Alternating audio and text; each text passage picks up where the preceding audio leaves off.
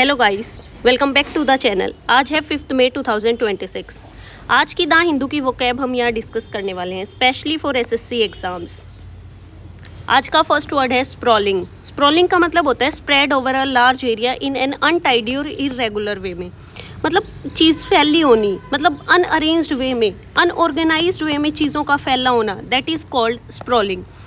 Like city भी unorganised वे में फैला होता है तो हम उसको भी स्प्रॉलिंग बोलते हैं, right. Example, Delhi is a sprawling city with many suburbs. The campus is sprawling and hard to navigate, right. इसके सिनोनिम देख लेते हैं। Wide spread, extensive, scattered, expensive. Antonym देख लेते हैं। Compact, small, confined, limited. अब देखो इस वर्ड के रिगार्डिंग क्या करता है ना एसएससी, बहुत बार इसके ऑप्शंस में ऑर्गेनाइज्ड एक्सपेंशन दे देता है जो कि गलत हो जाएगा। स्प्रॉलिंग का मतलब ही अनप्लैन्ड होता है, मैसी स्प्रेड होता है, तो ये चीज़ आपको स्पेशली ध्यान रखनी है। एसएससी इस वर्ड के रिगार्डिंग कैसा क्वेश्चन पूछ सकता है। Choose the correct meaning of word sprawling. Neatly arranged, spread out widely in a messy way, very tall, very crowded. तो अब तो आप इजीली आंसर कर ही सकते हो। Next word is interpellative. Interpellative का मतलब होता है किसी को क्वेश्चन करना फॉर्मली, फॉर्मल सेंस में जब आप किसी से क्वेश्चनिंग करते हो, दैट इज कॉल्ड इंटरपेलेटिव। जैसे कि ऑफिशियल और पॉलिटिकल कॉन्टेक्स्ट में किसी से क्वेश्चन करना। Like asking government to explain something. Government को आप कहते हो, मान लो कोई पॉलिसी निकाली गवर्नमेंट ने, उस पॉलिसी के रिगार्डिंग आप गवर्नमेंट से कुछ क्वेश्चंस पूछते हो, तो फॉर्मल सेंस में ही पूछोगे गवर्नमेंट से question, right. That is called interpellative. That is called interpellative, right?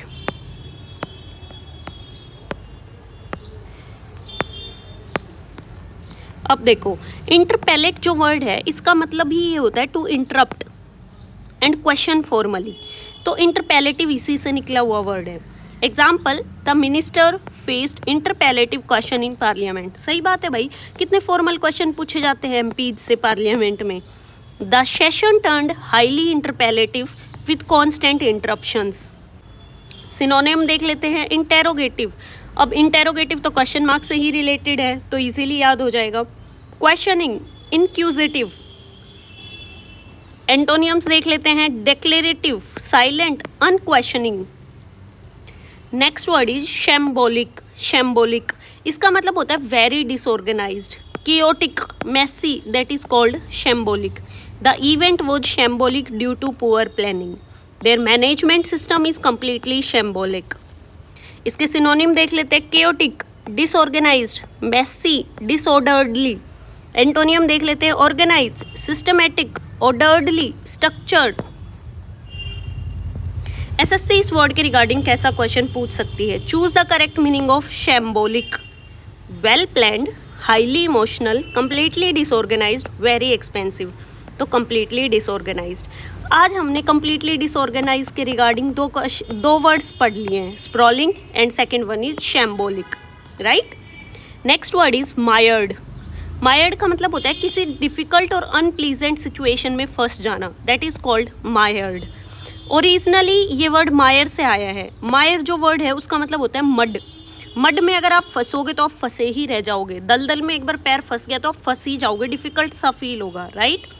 तो इस तरीके से इस वर्ड को हम याद भी रखेंगे। He got mired in controversy. The country is mired in economic crisis. Synonym देख लेते हैं। Stuck, bogged down, trapped, entangled. ये बॉग्ड डाउन वर्ड भी बहुत फेमस है एसएससी में, राइट। दलदल में फंस जाना। और एंटेंगल्ड तो हम कितनी बार डिस्कस कर चुके हैं। एंटोनियम्स देख लेते हैं। Free, clear, relieved, untroubled.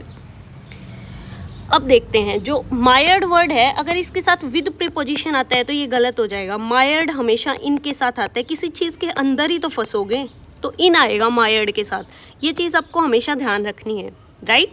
SSC कैसा क्वेश्चन बना सकती है। Mired most nearly means freed, stuck in difficulty, decorated, ignored. अगर हमारा ये वर्ड पढ़ा नहीं हुआ होगा तो हमें टाइम लग जाएगा या फिर हम सोच भी ना पाएँ, इसलिए मायर्ड का मतलब होता है stuck in difficulty. Next word is pondering. ये जो वर्ड है आई थिंक हम 2 से 3 बार ही पढ़ रहे हैं।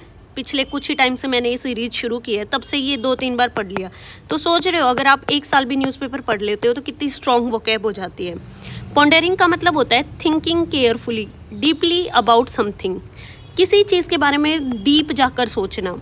सी sat quietly pondering the question, आराम से शांति से बैठी, फिर उस क्वेश्चन पे उसने सोच विचार किया। He is pondering over his future plans. देखो पॉन्डरिंग को ऐसे कनेक्ट करो, pause and think. Pondering, pause and think, 2 से 3 बार मन मन में आप ये चीज़ सोचो, आपके दिमाग में सेट हो जाएगी। सिनोनिम की बात कर लेते हैं। थिंकिंग, कंटेम्पलेट करना, सोचना किसी चीज़ के बारे में। Reflecting, considering. एंटोनियम्स की बात कर लेते हैं। Ignoring, neglecting, overlooking. अब देखो इस वर्ड के रिगार्डिंग मैं आपको एक टिप देना चाहूँगी। जो पॉन्डरिंग है वो मोस्टली ओवर प्रीपोजिशन के साथ यूज़ होती है ये वर्ड, राइट। अगर मतलब एरर स्पॉटिंग में अगर ये पूछा जाएगा तो ये इसी सेंस में पूछा जाएगा ये word. He is pondering about the problem, तो ये गलत हो जाएगा। वो प्रॉब्लम के बारे में सोच रहा था, सेंस तो सही बनाएगा लेकिन ये गलत हो जाएगा। He is pondering over the problem, problem के ऊपर सोचना। He is pondering the problem, ये भी ठीक हो जाएगा। तो आपको ये चीज़ ध्यान रखनी है कि जो पॉन्डरिंग वर्ड है इसके साथ हमेशा ओवर ही प्रीपोजिशन लगेगी, right. And thank you so much. I hope आपको ये वर्ड्स अच्छे लगे होंगे। अच्छे लगे तो लाइक करें, कमेंट करें, शेयर करें। थैंक